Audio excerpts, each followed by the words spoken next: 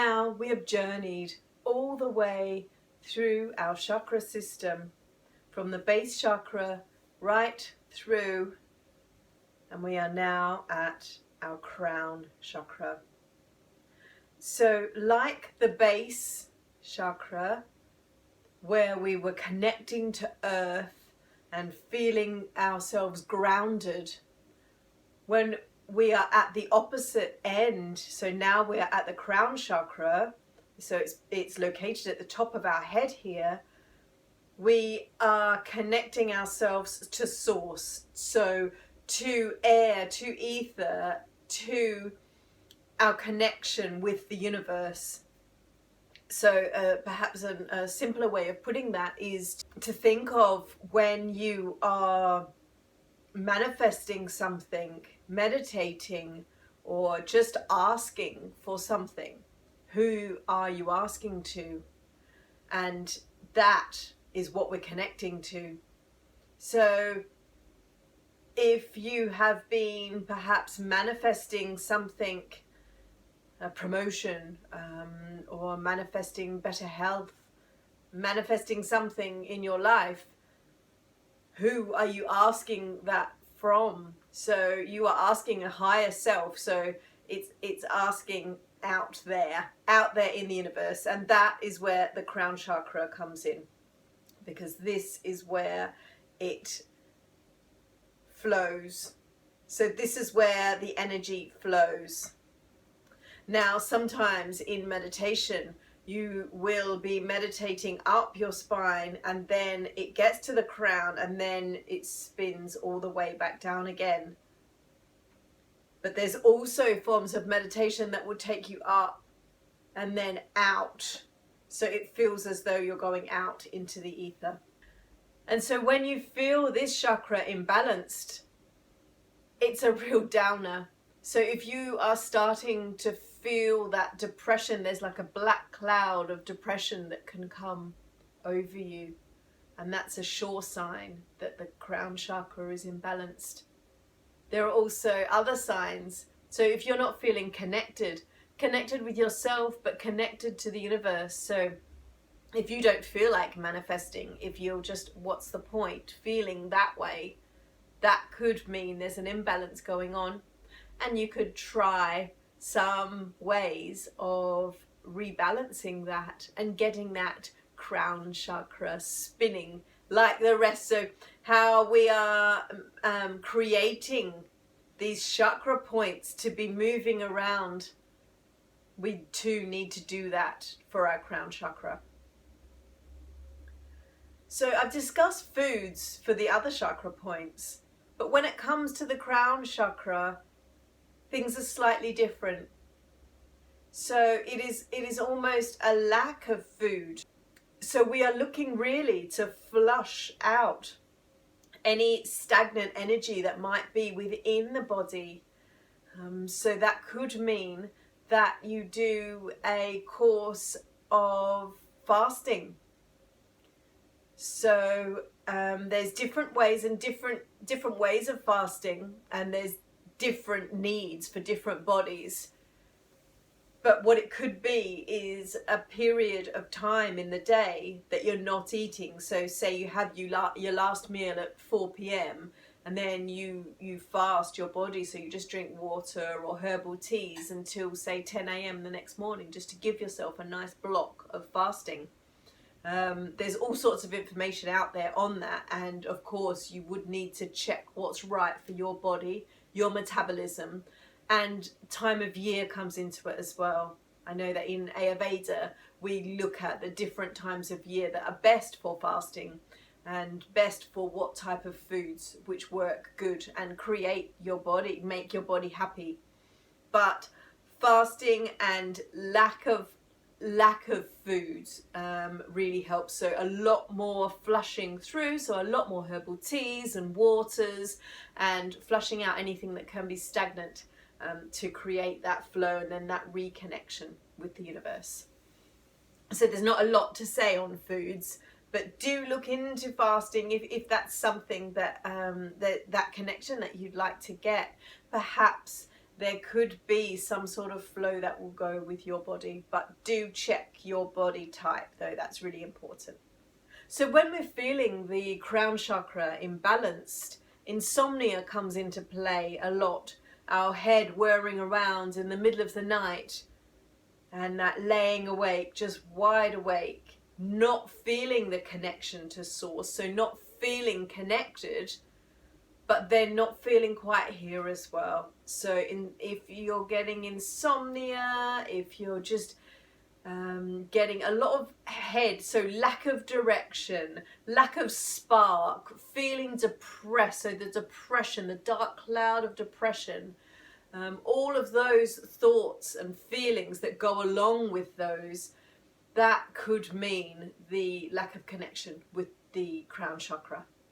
Now we're wanting to focus on spirituality here, and your spirituality too. So you might have some of the Hindu gods perhaps that you like to pray to, or you like to chant a certain chant. But when we're balancing the crown chakra, the mantra is Om, and also it's Ah. So you could sit in regular meditation pose, and when you chant Om, you can breathe in and just think Om in your head.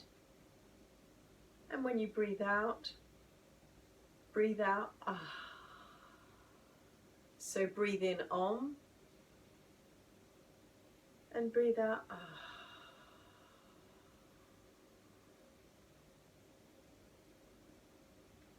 Now that one you can do on its own for 3 minutes, 6 minutes, 9 minutes, however long you have. But as this is our final chakra point, and it's such a huge energy point, I'd like to share with you one of my favorite Kundalini mantras. And that is using all of our fingers, and it is raising the vibration and creating this energy throughout our whole chakra system. Now, you're focusing on the crown, so you're focusing on the third eye and the crown, so the energy coming through from the crown chakra. So if you just think the top of your head, really, where that energy is coming through from, and then that is radiating down your spine throughout your body and then coming back up again. Now, the chant is using all of our fingers and thumb as well. So if you think of your thumb is almost your pointer for this one, and the chant is called Sa Ta Na Ma. So it's the evolutionary code of the universe, Sa Ta Na Ma. And when we chant it, we're going to use all of our fingers on each of the chants. So Sa will be the thumb and the first finger, and you just tap onto the pads of both. So the thumb is tapping the first finger's pad, and Sa is meaning the beginning, infinity, everything that ever was or everything that ever will be, Sa. And then we move on to the next finger, Ta. So same, thumb, pad, tapping into the pad of the second finger along the middle finger, and that will be Ta. So Ta is creativity, it's life, it's existence, and it's everything that's manifested from infinity, so from Sa. Okay, so everything you've manifested from Sa comes into Ta. Then Na, so we're going on to our fourth finger. So again, pads of the tops touch, and we're up to Na. Now Na is change and transformation. Okay, so it is death. They use the word death in it, but not meaning death as in die. It's just meaning change, transformation. So death of one way to rebirth in another, transformation of consciousness. And then we move on to Ma, which is the pinky and the thumb pads touching, and that's rebirth. Okay, so we've got the real regeneration there. And it's joy. It's experiencing the joy of the infinite. Okay, so if you rest your hands down on the knees, just like we've done for the other meditations, and then you can meditate on Sa, Ta, Na, Ma. And you can repeat this out loud for 3 minutes. Sa, Ta, Na, Ma. And then whisper for 3 minutes. And then in your head for 3 minutes. And then we come back out to out loud. So you could do a few rounds of those. If you can do 3 rounds, that would be amazing. But perhaps if you just try it in the 3-minute increments and see how that makes you feel. And so you're going along, and I'll give you a quick demo now. So we are back straight, focusing on the crown chakra if you can, so the energy flowing through from that crown chakra. And we start with Sa. So we go Sa, Ta, Na, Ma. Sa, Ta, Na, Ma. Sa, Ta, Na, Ma. And you keep that flowing, and you just allow the body to go with the rhythm of that. I would love to hear how you get on with that. Then you can move forward. There's 15-minute, it's a Kundalini practice, so there's 15-minute sessions that you can go into, and there's a lot more information about it. I'll try and pop some links down in the comments below for you. But I would love your feedback, or if you've done it before, I would love to hear from you too.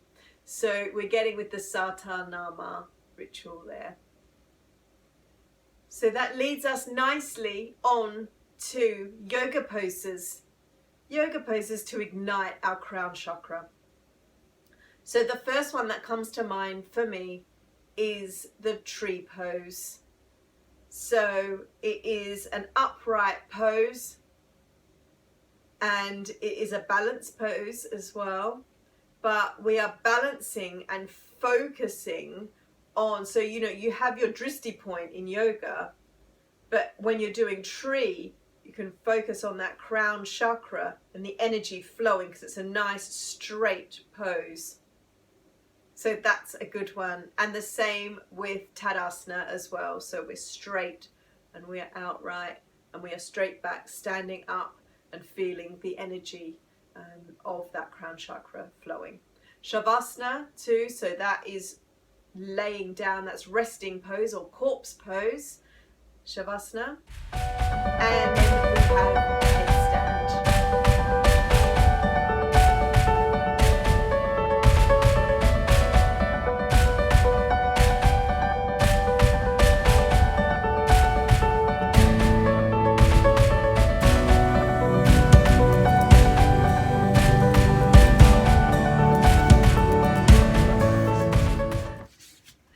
Namaste. Thank you so much for joining me on this chakra journey. I wish you joy, health, happiness and love in your life. And do leave me comments, let me know how you're getting on, and tap back into the videos if you need more support or more little hints and tips from me. So I say goodbye for now. Thank you for watching. Namaste. I bow to the teacher in you, and I bow to the teacher in me.